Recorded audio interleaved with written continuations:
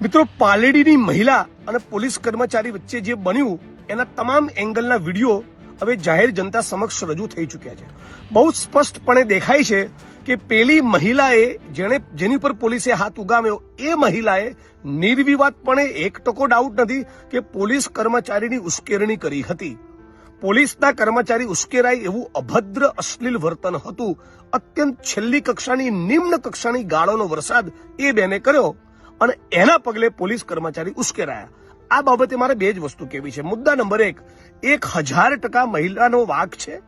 એ મહિલાએ જે ભાષાનો, જે શબ્દોનો, અશ્લીલતાનો પ્રયોગ કર્યો, ટાઈટ જડબે સલાક એફઆઈઆર એની સામે થવી જોઈએ. એ અને આવા બીજા કોઈ પણ માણસો હોય જે પોલીસ કર્મચારી સાથે આવું વર્તન કરે, બધા ખોડ ભૂલી જાય એવી જડબે સલાક એફઆઈઆર કરો, જડબે સલાક ચાર્જશીટ કરો અને 6 મહિનાની ટ્રાયલ પૂરી કરી આરોપી દોષિત સાબિત થતો હોય તો એ બેનને જેલના સળિયા પાછળ મોકલો. પણ ફરી કહેવા માંગુ છું, આવું 2 કે નહીં 1000 બેનો વર્તન કરે તો પણ નેતાનો કે પોલીસ કર્મચારીનો જાહેરમાં ફટાકા મારવાનો, લાફા વીજવાનો, દંડો લઈને દોડવાનો પણ અધિકાર બનતો નથી.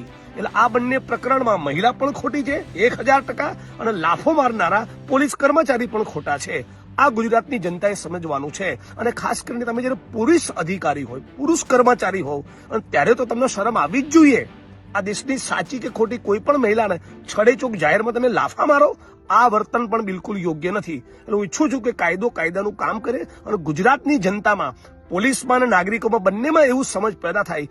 આપણે ગાળાગાળીનો પ્રયોગ ન કરીએ અને પોલીસ કર્મચારીઓ પણ હાથ ન ઉપાડે. મારા દ્વારા પણ આ કાયદો હાથમાં લેવાનું કૃત્ય થાય તો મારી સામે પણ એક્શન થવી જોઈએ, પોલીસ કર્મચારી પર થવી જોઈએ, નાગરિકો પર પણ થવી જોઈએ.